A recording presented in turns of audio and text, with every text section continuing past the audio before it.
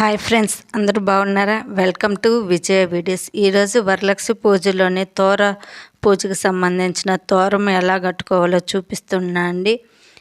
అలాగే ఇది ఎప్పుడు తీయాలో కూడా చెప్తున్నాను ఈ వీడియోలో. దానికోసం ముందుగా ఇలా పసుపు, దారం, వాటర్, మామిడాకులు, పూలు సిద్ధం చేసుకోండి.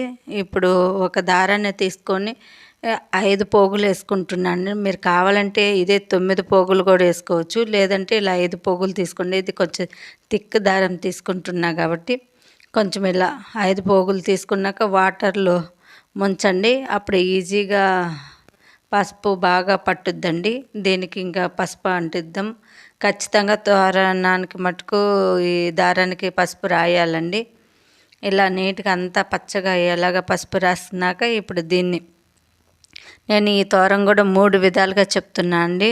మీకు ఇందులో ఏది బాగా నచ్చితే అది విధంగా తయారు చేసుకొని కట్టుకోండి. ఇలా ఒక మామిడి ఆకు తీసుకొని ఇలా రోల్ చేసుకొని దారానికి మిడిల్లో ఇది నాటేసుకోవాలండి. ఈ మామిడి ఆకు పెట్టుకొని దీన్ని తర్వాత సైడ్లు ఇంకా అటు ఇటుగా ముడులు వేసుకుందాము. మధ్యలో ఒకటి వేసుకుంటే ఇంక ఈక్వల్ సైడు నాటేసుకోవడానికి బాగుంటుంది. ఇలా ఒక సైడ్ 4, ఒక సైడ్ 4 వేసుకుంటే మిడిల్లో ఒకటి కరెక్ట్గా 9 సరిపోతుంది. ముడులు మటుకు విడివిడిగా మనకు క్లియర్గా కనిపించేలాగా వేసుకోవాలండి. మరీ దగ్గరికి వేసుకోకూడదు. ఈ విధంగా కొంచెం దూరంగా ఉంచి వేసుకుంటే అప్పుడు క్లియర్గా కనిపిస్తుంది. ఒక్కొక్క ముడికి మళ్ళీ పూజ చేసుకోవాలండి. ఒక్కొక్క ముడికి ఒక్కొక్క మంత్రం చెప్పుకుంటూ ఈ విధంగా చూడండి క్లియర్గా కనిపించేలాగా ఇలా ముడులు వేసుకోవాలి.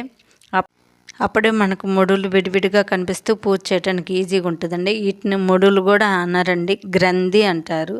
ఒక్కొక్క గ్రంథి అని ఇలా 9ని 9 గ్రంథులు అంటారు. ప్రథమ గంధి, ద్వితీయ గంధి, తృతీయ గంధి ఈ విధంగా చెప్తారండి. ఈ విధంగా చూడండి అటు 4 ఇటు 4 క్లియర్గా కనిపించేలాగా ఈ విధంగా వేసుకుంది. మధ్యలో మీరు మామిడాకు బదులు తమలపాకు అయినా కట్టుకోవచ్చులండి. ఏదైనా ఈ విధంగా కట్టుకొని ఇది పక్కన పెట్టేసుకుందాం. ఇంకొక విధానంగా తోరణం చూపిస్తున్నా అండి. లావు దారాన్ని ఇప్పుడు నేను 9 పోగులు తీసుకున్నాండి. ఈ విధంగా వేసుకోవాలంటే మటుకు కొంచెం లావు దారం ఇలానే తీసుకోండి. దీనికి కూడా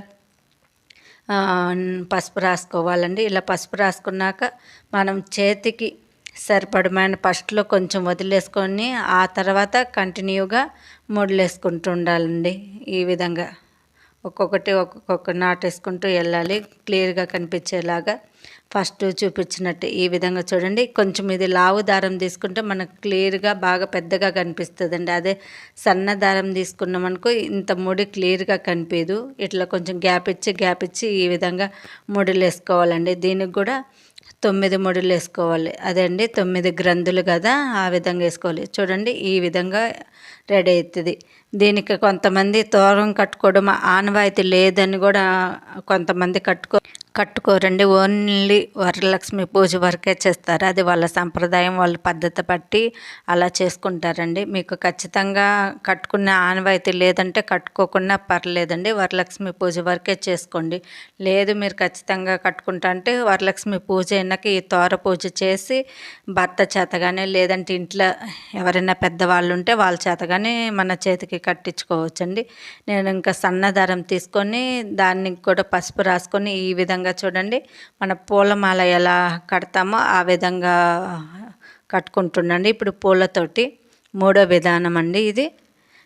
ఒక పూలు కట్టినాక మళ్ళీ ఆకండి. ఈ ఆకు ప్లేస్లో మీరు మామిడి ఆకు కానీ తమలపాకు కానీ కట్టుకోవచ్చండి. నేనైతే మొక్క ఆకే తీసుకుంటున్నాండి. ఏదైనా కట్టుకోవచ్చు, ఆకైనా పర్లేదు. కాకపోతే మనకు ముడులు ముఖ్యమండి, ఆకులా పూలా అన్నది కాదు. ఈ విధంగా బాగా క్లియర్గా కనిపించేలాగా ఇలా వేసుకుంటే మనకు ఇంకా క్లియర్గా కనిపిస్తుంది. ఒక్కొక్క ముడి విధంగా అండి ఇలా 9 ముళ్ళు వేసుకోవాలి. నేను తోరం కూడా ఎప్పుడు తీయాలో చెప్తా అన్నా కదండి. అది మటుకు వరలక్ష్మి పూజ అయినాక శనివారం మళ్ళీ పీఠము అదంతా కలిసి కదిలిస్తాం కదండి. ఆ తర్వాత ఈ తోరంని తీసేయాలండి. అది కూడా తొక్కే దగ్గర వేయద్దు, పచ్చని చెట్టు మీద వేయాలండి. ఈ విధంగా చూడండి నేను 3 రకాలుగా కట్టుకున్న తోరాలండి. ఇప్పుడు అవి ఎలా కట్టుకోవాలో కూడా మీకు చూపిస్తున్నాను. మన కుడి చేతిలో అక్షింతలు పట్టుకొని ఆమెని ఈ ద్వారం కట్టుకోవాలండి. ఇప్పుడు నేను అది చేతికి కూడా పెట్టుకొని చూపిస్తున్నా చూడండి. ఇది మొదటిది ఫస్ట్ కట్టిందండి. రెండో రకం చూపిస్తున్నా. ఇలా అయితే మనకు క్లియర్గా ముడులు కనిపిస్తూ బాగుంటుందండి. లేదు పూలమాలదైతే చేతికి నిండుగా ఉంటుంది. వీటల్లో మీకు ఏది బాగా అనిపిస్తే ఏది బాగుందనుకుంటే ఆ విధంగా ఇది కట్టుకోవచ్చండి. ఈ తోరము చూడండి, ఇదైతే పూలది నిండుగా ఉంటుంది.